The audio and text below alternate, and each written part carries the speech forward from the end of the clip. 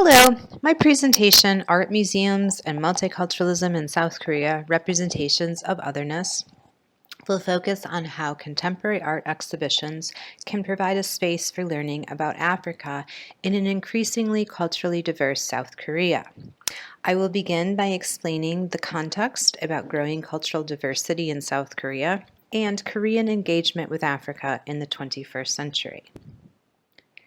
Over the last 20 years, there has been increasing investment on the part of Asian governments and corporations throughout Africa. And this is especially significant for South Korea because it has only been offering official development assistance, or ODA, since January 2010.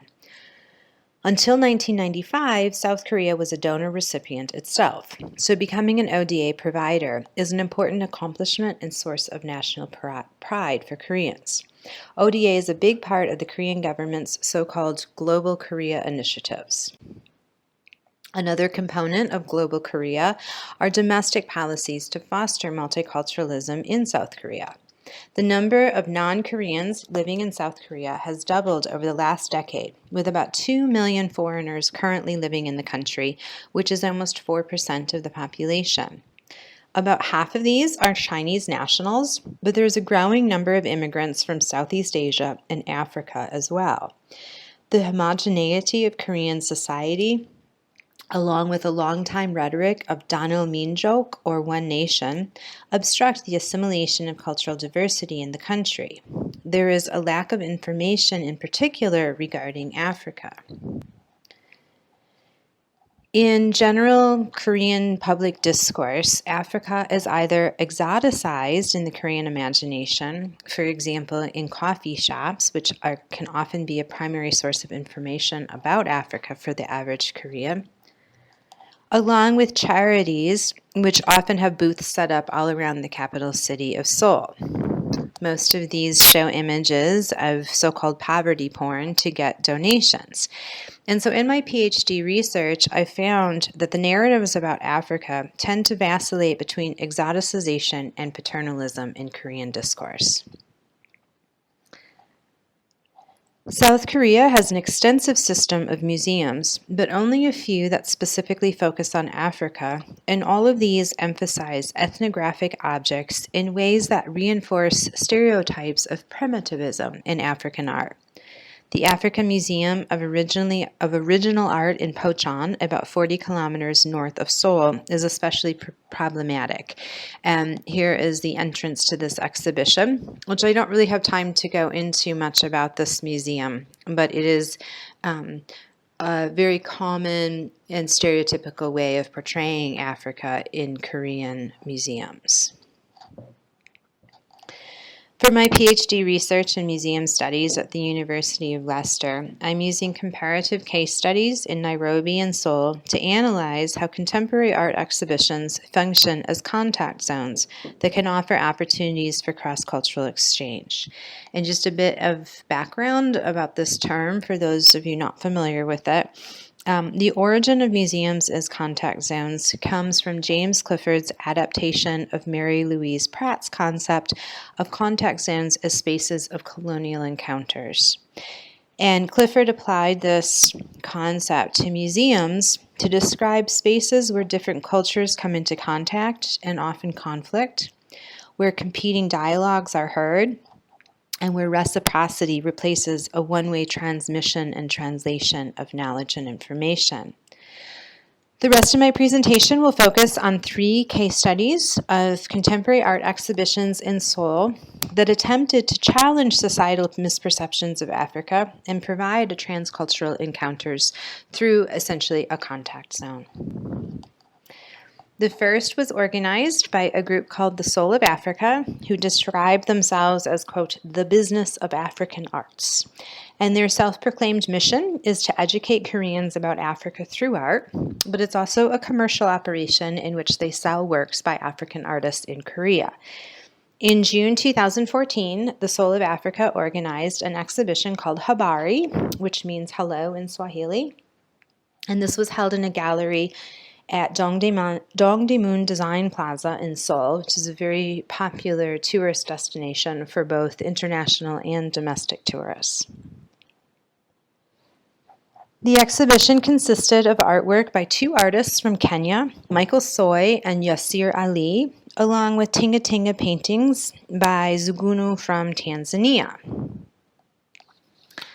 Zugunu was not at the exhibition in Seoul, but Soul of Africa brought both Michael and Yasir from Kenya to Korea, and part of the contract that they signed stipulated that the artist had to do live painting demonstrations in the gallery when the exhibition was on display, essentially displaying the artists as well along with their artwork.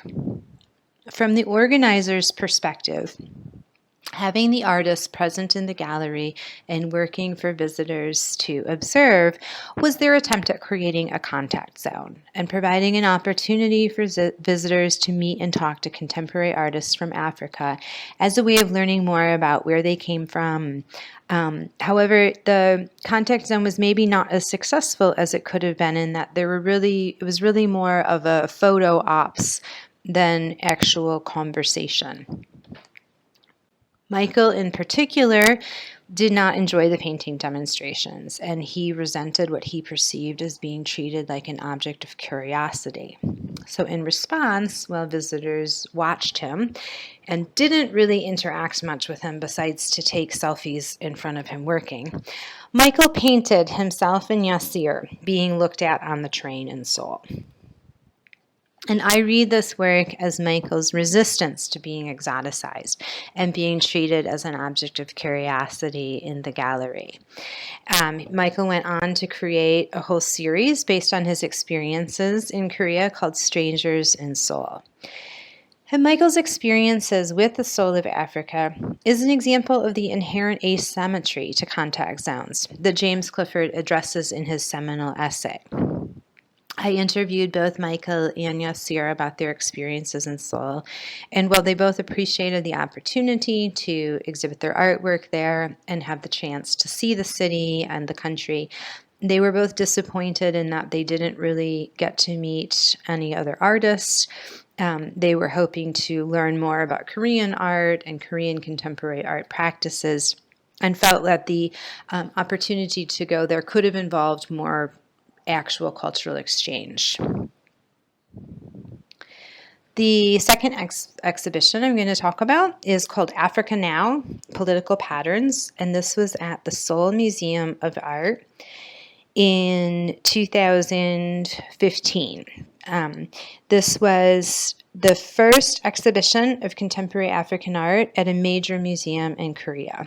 It was based on the Global Africa Project exhibition at the Museum of Art and Design in New York City in 2010, but was significantly adapted for this particular context.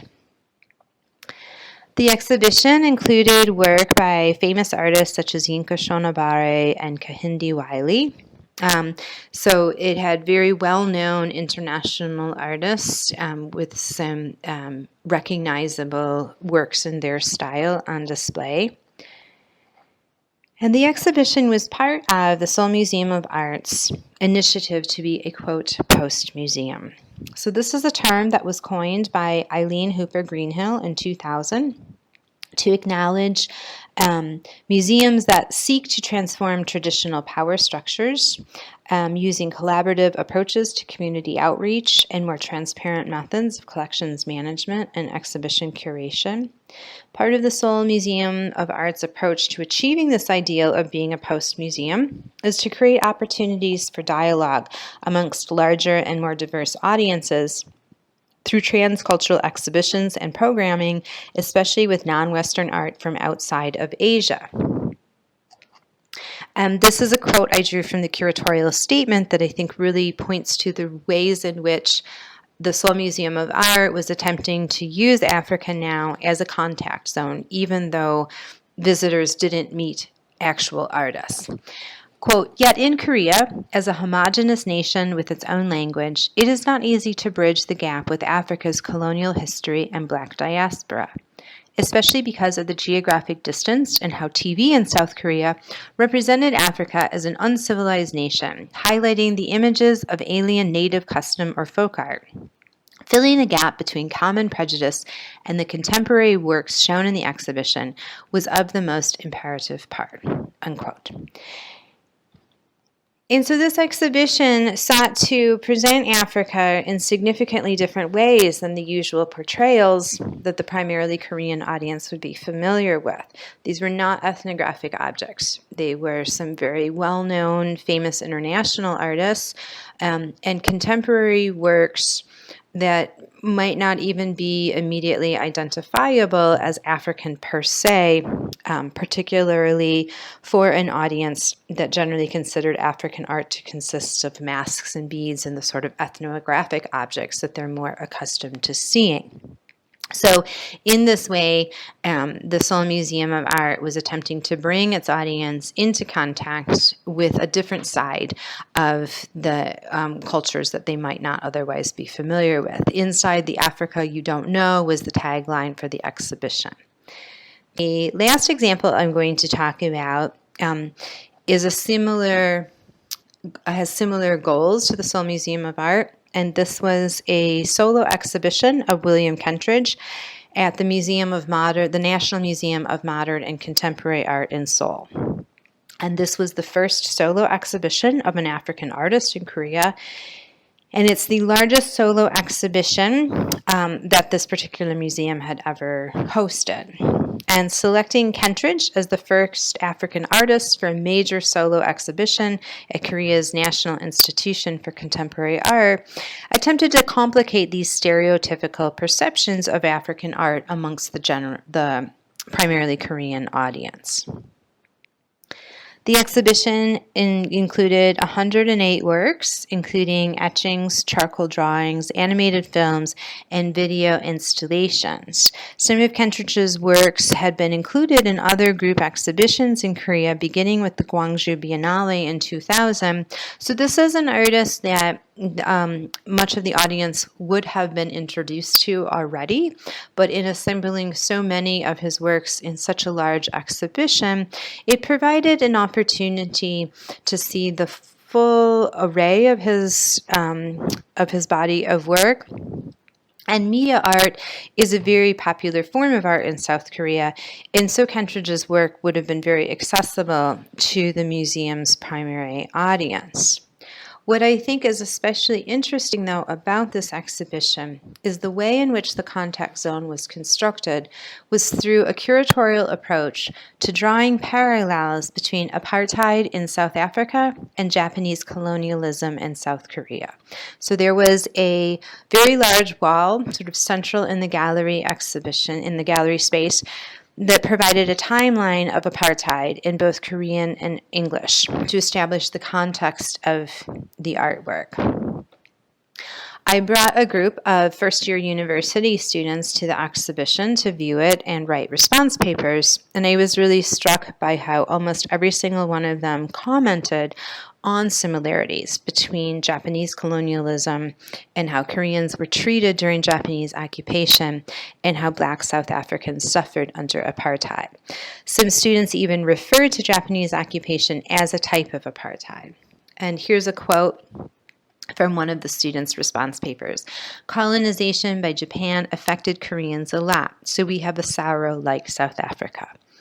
So although the audience did not actually come into contact with Kentridge and meet him and engage in personal dialogue, as the Habari exhibition attempted to do as a contact zone, the William Kentridge exhibition offered a contact zone in that it provided encounters with a part of the world and a socio-political history that most visitors to the museum would not have previously known about.